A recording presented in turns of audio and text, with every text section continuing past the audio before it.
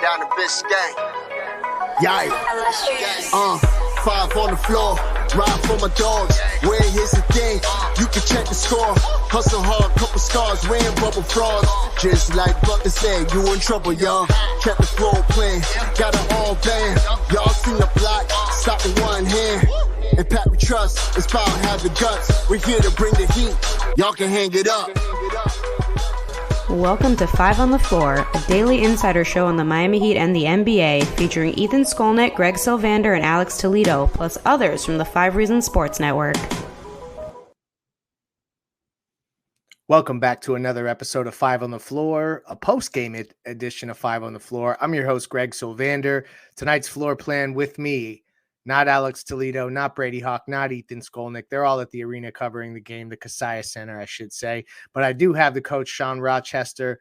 We do have Matt Hanifan, who you can find on our playback channel, constantly doing film breakdowns as well as analysis on every Miami Heat game and other games in general. So welcome to both of the fellas as we get into this Miami-Atlanta matchup where the Heat ultimately came out victorious 122-113. There's lots of good that came from this game. Couple moments of you start to get weird with the turnovers. It gets frustrating, but ultimately things were good, and they were led by the gamer of the night. And now on 5 on the Floor, it's time for the Gamer of the Night, sponsored by Rock Esports Center, the place to eat, drink, and play all day. Host your next birthday party with them. Located at 15305 South Dixie Highway in Palmetto Bay. They've got a 5,500 square foot state-of-the-art center equipped with all the high-end power. Play all-day passes available for just $25, but if you mention 5 Reasons, it's just $20. So mention 5 Reasons or 5RSN. You get to play all day for $20. And now, the Gamer of the Night. A bucket, 30 points, 11 of 21 from the field, 7 of 13 from 3. I mean, we're talking 52, 54, 50 splits. 2 free throws, but I'm still sliding that in there. 7 rebounds, 2 assists. A little shy of the 10 that I know my boy Sean was hoping for. 1 steal, 4 turnovers. Again, I said the 30 points. Ultimately, Tyler Herro is balling, y'all. He continues to be the gamer night in and night out. He's been the best player on the floor, definitely in 2 of the last 3. I guess I'll start here with you, Matt. As we look at the top of the roster, what Tyler did, what Jaime did, what Bam did specifically. Let's start there. What did you like most from what we saw from Tyler as he's gotten back? It seems like him and Bam have been able to pick up right where they left off. Jaime has found a nice role in Jimmy's absence, but really Tyler has led the way here to start. And he was awesome again this evening. I think the thing that stood out to me the most, especially, is like there was so much discourse, at least from like Heat Twitter, and like, you know how all 3 of us are involved with that, among plenty of others. But a lot of the discussion was how would the fit be when he came back, and it felt like these last 3 games specifically, and especially tonight, he's played within the flow of the offense. Like, he's not forcing anything, he's not trying to do too much. He's playing along with Jaime Jaquez, who has established himself as a really good rotation player in his absence. He's fit along with Duncan Robinson. He's fit along with some of the guys that we previously had questions like, is this going to fit, or is this going to be a clean fit? And so far, it's been pretty seamless. He's not trying to do too much with the ball in his hands, or even off the ball, where he's been an incredibly efficient player as well. And so I think that's really stood out to me. And then obviously, like, I think we've seen improvements from him on the defensive end of the floor. Like he's making those off ball reads. He is at least competing on the ball. And like, that's not something he hasn't done in the past, but he's better at it now. And I think those 2 things have just really stuck out to me with his play over these last 3 games, albeit being a small sample, but he's looked great so far. It's been perfect. It has been. Tyler played well. They did a great job on Trae Young. He was forced into 6 turnovers, 13 assists, but still 6 turnovers and sub 500 or sub 50% shooting. Sean, what do they do to Trae Young that bothers him so much that we see over and over again? And how much of it is scheme versus Trae Young just not playing well against Miami. It looks like they're doing some pretty strategic stuff there, but sometimes I think maybe I overthink some of that. I'm interested in your perspective there. Yeah, I think it's discipline. I mean, he's a good player in terms of sort of the James Harden type. Like, I get you in a bad spot and I draw the foul, and you really didn't foul him. I mean, we were on playback, and if you're not on playback, make sure you check that out. Go to playback.tv and check out 5 Reasons. And there was a lot of times where you were like, all right, Caleb has a hand on him, but like, come on, that's not a foul. And the one time on the sideline where like Tyler didn't even touch him and he flailed his arms and got a foul. Like, he's just that level of star that he gets that call. But you have to be disciplined with your hands. You have to take good angles. You have to really get out there. You know, like Bogdanovich got us in transition a couple of times, but like Trae is that guy that can pull up from anywhere. You just have to be smart about what you do. And I think Caleb did a good job. I think the secondary guys that you don't really think about when they got switched on to him, they did a good job. And you just seal him off from the lane and force him to be a passer. Yes, it produces 13 assists, as you said, but if you get 6 turnovers and you get subpar shooting, at the end, it's kind of a win for the Heat. You're right. And I want to, before we skip too far ahead, stop on Bam Adebayo for a minute, because there's been, I think,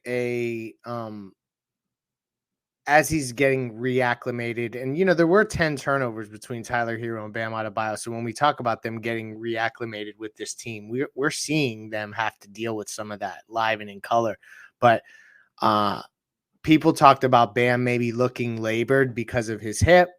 I don't necessarily buy into that. Matt, is that something that you think we should be thinking about, or do you see anything that would indicate to you? To me, Bam Adebayo just had a sloppier night with 6 turnovers tonight. I don't think that it's any indication of him being labored from an injured or hurt perspective. I don't want to call it injured. It would be more banged up hurt wise. Matt, do you think that that's something we should be watching?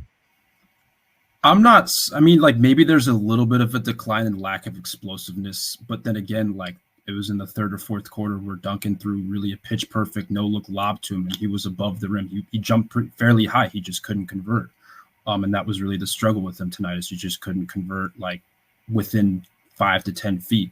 And I don't necessarily want to point that to a lack of, I don't want to necessarily point that to just being like hurt or banged up, because there's way too many factors that we don't take into account when it comes to that type of stuff, like how the defense is playing him, and how he himself is operating. Like it could be a combination of things. I don't want it to just point and circle in on one thing.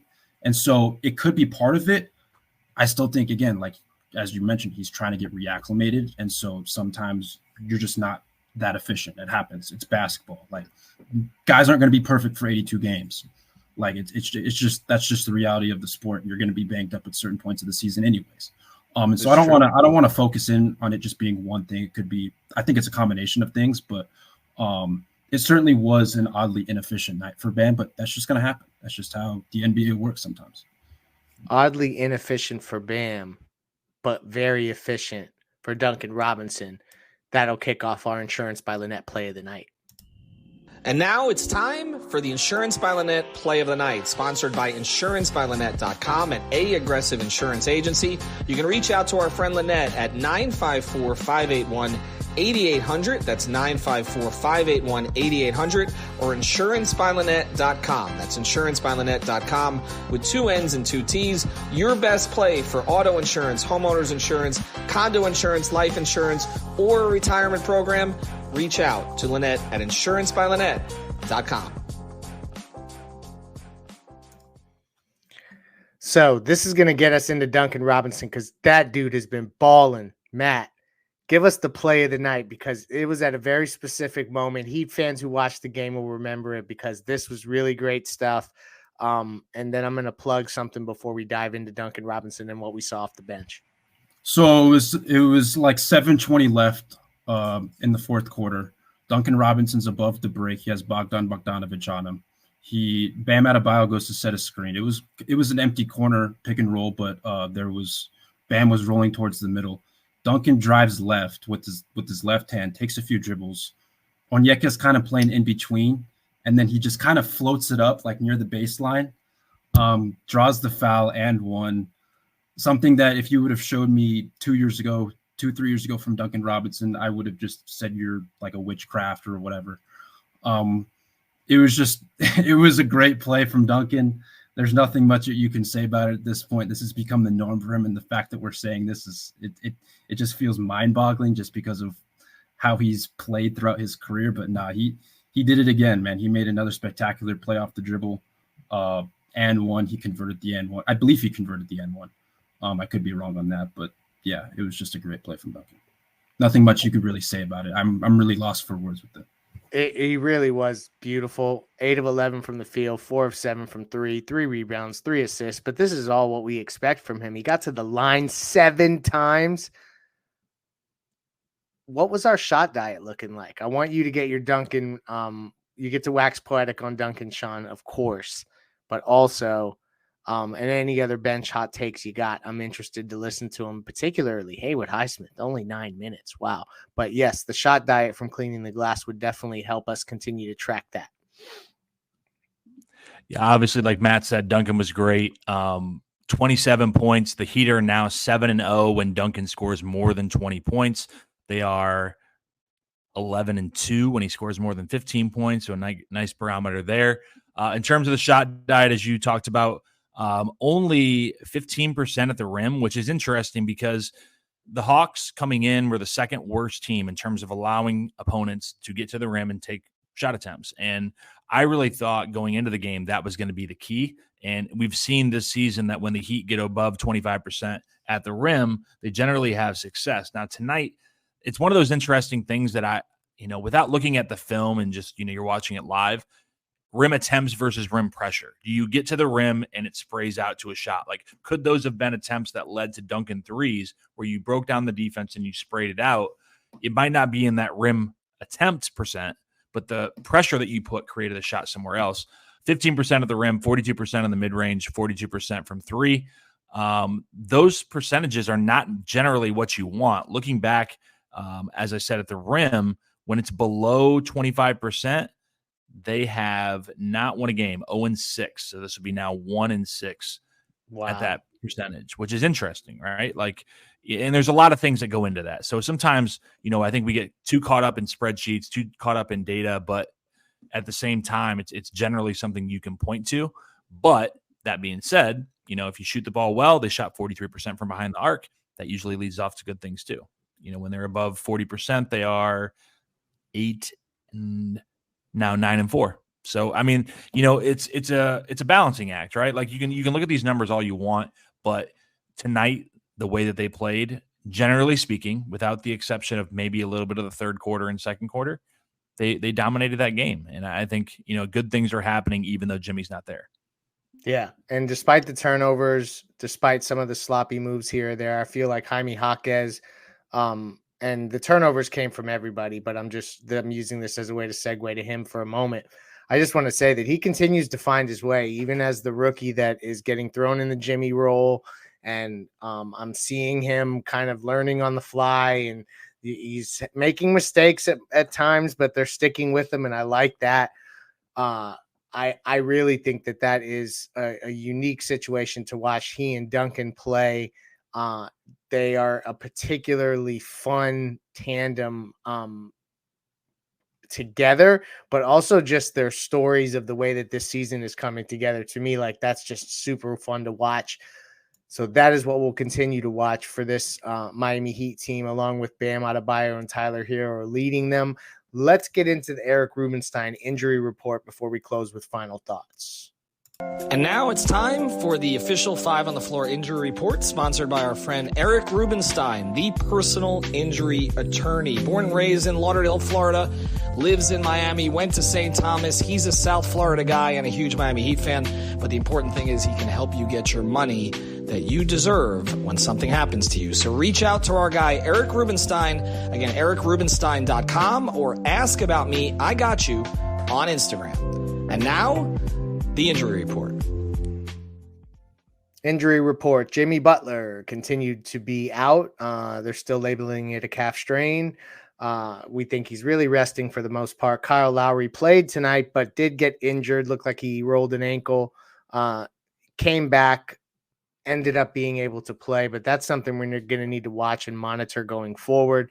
Haywood Highsmith, again, was back, but did not play the amount of minutes that maybe folks were expecting. We'll see going forward. I have a feeling for Christmas Day, you're going to see the full complement of Miami Heat players. That will be your gift from the team, Jimmy Butler included, but we shall see.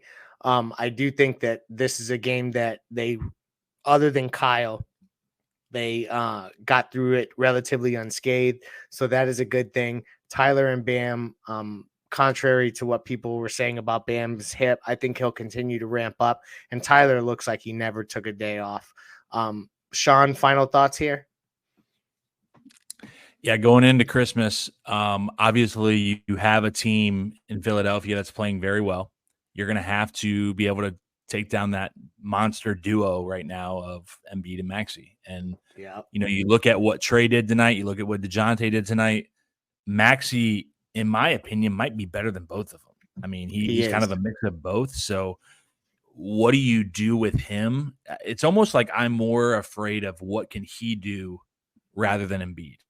And I know Embiid is, arguably the MVP right now, but I feel confident in Bam and I feel confident in the game plan.